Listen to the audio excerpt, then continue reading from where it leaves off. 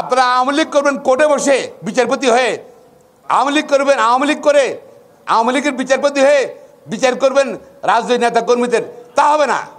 যারা করেছেন দয়া করে পদত্যাগ করুন, সে আপিলেট ডিভিশনে হোক, হাইকোর্ট ডিভিশনে হোক, ইট ডাজন্ট ম্যাটার।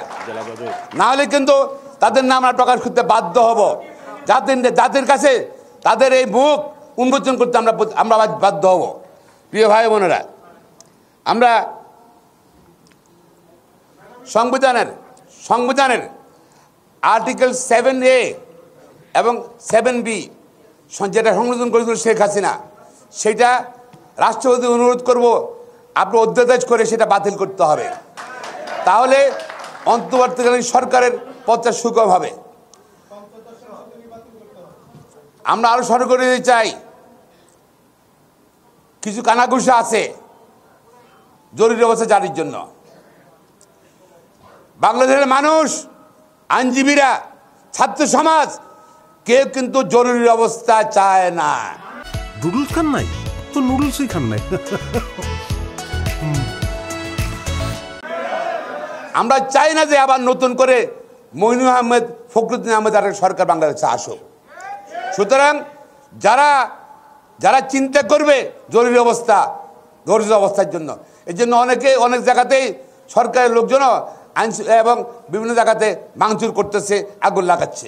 সুতরাং অস্থির অবস্থা তৈরি করার জন্য আমরা আবার বলে দিতে চাই, ছাত্র জনতা, আইনজীবী, বাংলাদেশের জনগণ কেউ জরুরি অবস্থা চায় না, যে মানবে না। জরুরি অবস্থা যদি উদ্বেগ না হয়, প্রতিবাদ কিন্তু আবার সারা বাংলাদেশে শুরু হয়ে যাবে, এবং যারা থাকবে, যারা আসবে, তারাই কিন্তু শেখ হাসিনার মতো বাংলাদেশ থেকে পালিয়ে যেতে বাধ্য হবে। তাতে হুঁশিয়ার করে চাই।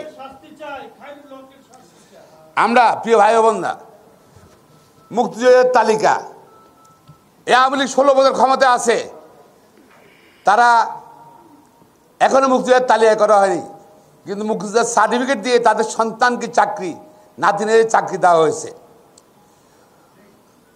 স্বাধীনতার পরে অনেকের জন্ম, স্বাধীনতার সময় কারো 8 বছর বয়স ছিল, তারা মুক্তিযোদ্ধা। শামসুদ্দিন মানিক, বিচারপতি শামসুদ্দিন মানিক লন্ডনে ছিল, সে মুক্তিযোদ্ধা। বিচারপতি শামসুদ্দিন মানিকের মতন যারা ভুয়া মুক্তিযোদ্ধা, অনতি বিলম্বে তাদের এবং যারা জন্ম হয়েছে, বাবার জন্ম হয়েছে স্বাধীনতার পরে, তারা নিজে মুক্তিযুদ্ধ হয়ে গেছে। এদের সনদ বাতিল করতে হবে এবং তাদের বিচারের আওতায় নিতে হবে। পাশাপাশি যারা ভুয়া মুক্তিযুদ্ধের সার্টিফিকেট দিয়ে চাকরি করছে, তাদের বিরুদ্ধে আইনগত ব্যবস্থা নিতে হবে। ভুয়া মুক্তিযুদ্ধকে তারা অসম্মান করার জন্য, কলঙ্কিত করার জন্য তাদের বিরুদ্ধে শাস্তির ব্যবস্থা গ্রহণ করতে হবে। প্রিয় ভাই বোনেরা, আমরা আরো দাবি করতে চাই, এখন শেখ হাসিনা নাই, একনায়ক নাই, তার শাখা প্রশাখা সব শেষ করে দিতে হবে। সুপ্রিম কোর্টে অ্যাটর্নি অফিসের কর্মকর্তা সকলকে পরিবর্তন করতে হবে অনতিবিলম্বে, এবং জেলা পর্যায়ে প্রসিকিউশন যারা পিপি যারা আছে, জিপি সহ এপিপি যারা আছে, তাদেরকে অনতিবিলম্বে বাতিল করতে হবে আগামী 2 সপ্তাহের মধ্যে। এক সপ্তাহে বাতিল করতে হবে।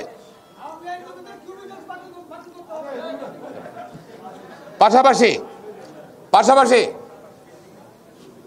এরা বেগম খালেদাকে, তারেক রহমানকে যারা সাজা দিয়েছে, ওদের প্রমোশন দিয়েছে, হাইকোর্ট ডিভিশন নিয়েছে, আপিল ডিভিশনে নিয়েছে। অনতি বিলম্বে বেগম খালেদা এবং তারেক রহমানের সাজা নির্বিবাদে বাতিল করতে হবে। পাশাপাশি যারা এই রাজনৈতিক বিচার করেছে, তাদেরও শাস্তির ব্যবস্থা গ্রহণ করতে হবে। প্রিয় ভাই বোনেরা, ঠিক আছে, আমরা বলতে চাই, বাংলাদেশের জনগণের সঙ্গে ভারতের জনগণের সম্পর্ক রাখতে চাই। আমরা এই খুনি সরকার যে হাজার হাজার লোককে হত্যা করেছে, এই সরকার নাকি আগরতলা চলে গিয়েছে পালিয়ে, ভারতে আছে। আমরা ভারতের জনগণকে আহ্বান জানাতে চাই, সরকারকে আহ্বান জানাতে চাই, তাকে গ্রেপ্তার করুন এবং আমাদের সঙ্গে ভারতের বন্দি বিনিময় চুক্তি আছে, অনতিবিলম্বে শেখ হাসিনাকে এবং তার বোনকে বাংলাদেশে প্রেরণ করুন এবং তাদেরকে বিচারের আওতায় আনতে হবে।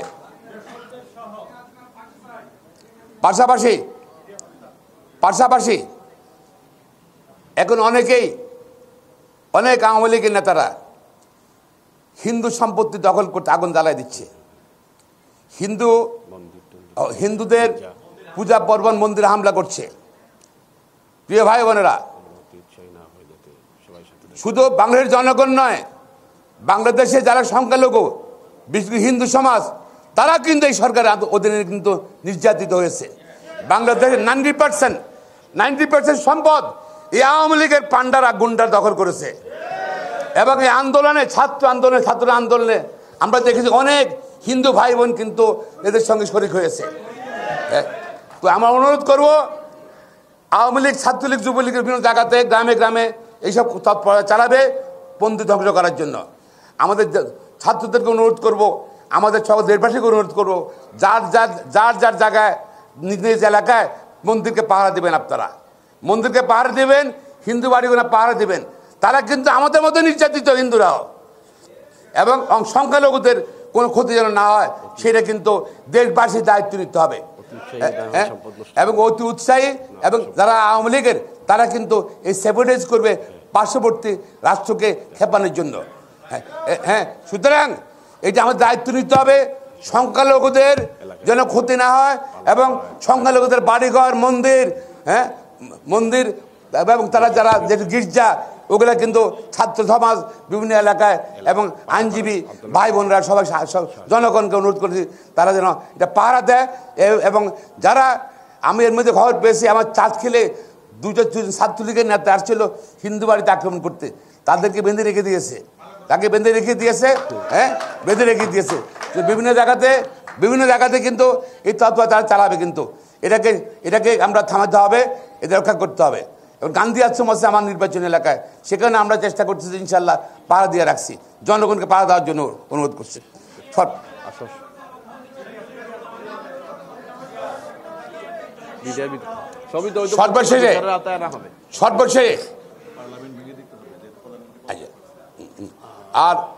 সর্বশেষে আমি আবার বলছি, এই পার্লামেন্ট ভেঙে দিতে হবে।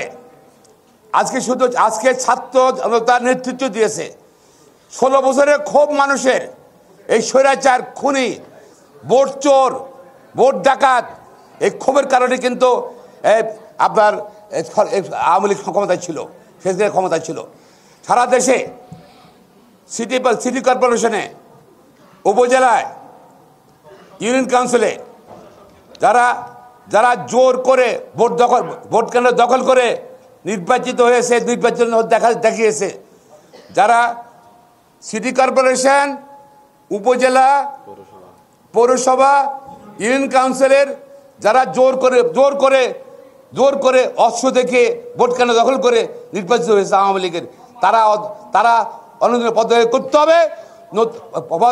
হবে, নতুন সরকারের পক্ষ থেকে ব্যবস্থা গ্রহণ করতে হবে।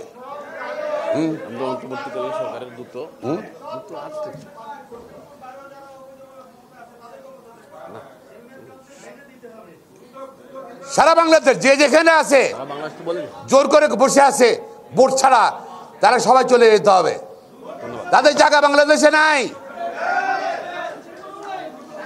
আর সুপ্রিম কোর্ট এটা আমাদের জাতীয় সম্পদ, আমরা এখানে প্র্যাকটিস করি, এটা রাষ্ট্রের একটা অঙ্গ, বিচার বিভাগ।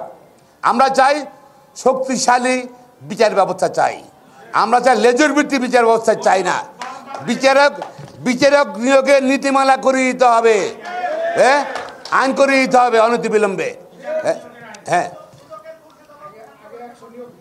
এবং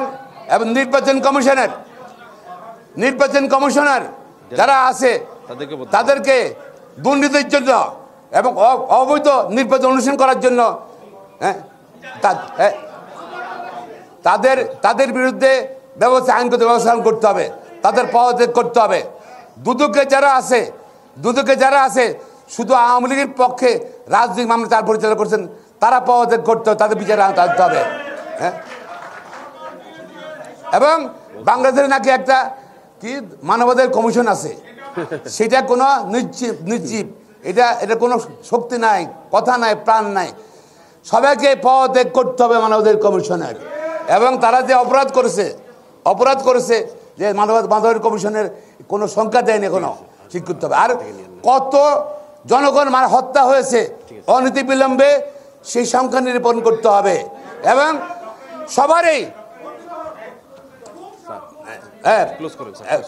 সবারই এবং এই হত্যাকাণ্ডে সারা বাংলাদেশে যারা জড়িত ছিল, যে পুলিশ কর্মকর্তা এবং তাদের সহযোগী রাজনৈতিক নেতা, ওদের বিচার করতে হবে।